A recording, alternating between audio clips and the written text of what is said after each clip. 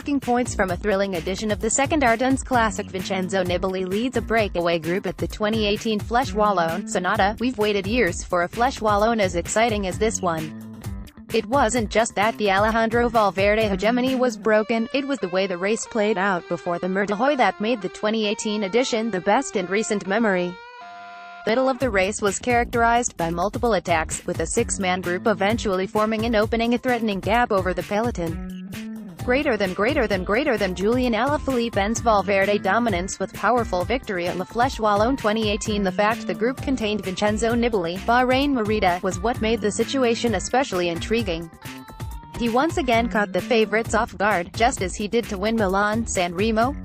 Movistar were initially lent on to do all of the pace-setting in the peloton, but only had Mikel Landa to do so after all the earlier attacking had substantially reduced the group size.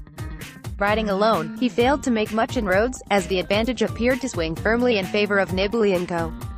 But as the finish neared, more and more teams decided it, and ultimately the bunch had the firepower to bring them back. Still, the chase had made for some really exciting racing, and the final sprint up the Mur de Huy was as spectacular as ever, only this time with a twist ending and new winner. Julian Alaphilippe comes of age. Julian Alaphilippe wins the 2018 La Flèche Wallonne. Sunada. For the last few seasons, Julian Alaphilippe, Quick Step Floors, has appeared the likely successor to Valverde as king of the Ardennes. Since the 2015 spring, when he finished second behind the Spaniard in both Flèche Wallonne and Liège-Bastogne-Liège, Alaphilippe has steadily improved, again finishing second in 2016 at Flèche Wallonne, before an injury prevented him from riding the 2017 edition, having looked to be in the form of his life during the preceding weeks. The win also extends what has been a sensational run for Quick Step Floors this spring. They played another tactically flawless race, placing Maximilian Schachmann in the key six-man break, and only moving to the front of the peloton on the run into the final ascent of the Mur de Huy, once it had become clear that Schachmann was going to be caught. They managed to place Alaphilippe in a perfect position on the finishing climb, while Valverde, whose was low on teammates by this point, found himself a little further back. Alaphilippe capitalized on this small head start when he opened up his sprint, to defeat his Spanish rival by what was ultimately a comfortable gap of 4 seconds. The win might be remembered as the moment Alaphilippe usurped Valverde as the peloton's quickest uphill sprinter.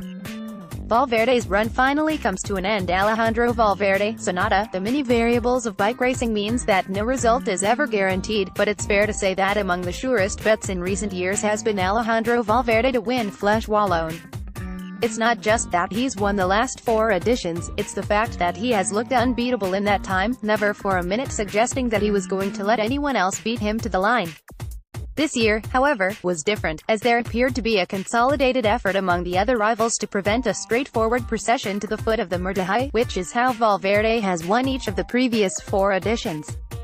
How much of a difference did these attacks make? They certainly put Movistar under pressure, who were forced to do all the chasing even when down to just one domestique, Mikel Landa. However, the race did ultimately culminate in their favorite scenario, a sprint up the Mur de Huy. And, though surrounded by less teammates than he'd have liked, and perhaps not as well positioned, Valverde still possessed a lethal kick in the sprint to finish second. The main difference this year was not Valverde's lacking. Rather, it was the improvement of Alaphilippe that ultimately put paid to the Spaniard's 4-year run. Daniel Martin during the 2018 Amstel Gold Race. Sunada. Although he has never won Flèche Wallonne, Dan Martin's UAE Emirates record in this race is exemplary: second in 2014 and 2017, third in 2016, and in the top 6 on 2 other occasions.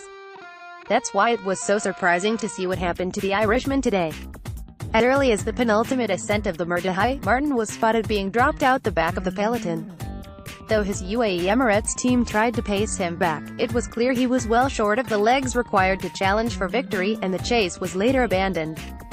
Martin has been on poor form all season, and is without a win since moving to UAE Emirates for this season. However, he typically arrives at the Ardennes as a major contender regardless of his prior form, suggesting that something else might be up with him at the moment. Is he ill, or carrying some sort of injury? Either way, Martin seems unlikely to feature as a contender for Sunday's Liège-Bastogne-Liège.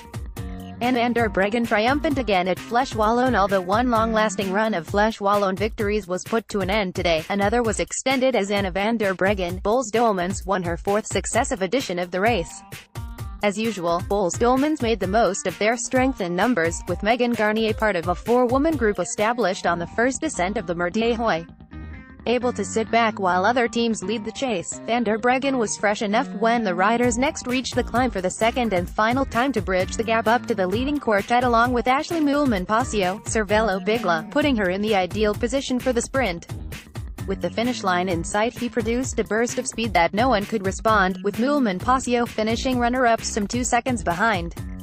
To complete what was yet another dominant performance from Boels Dolmans, Megan Garnier rounded off the podium with third place, the third time she has finished there in the past 4 editions. All this sets up this Sunday's Liège-Bastogne Liège, where other teams will have to think of some way to break Boels Dolmans' stranglehold on the peloton.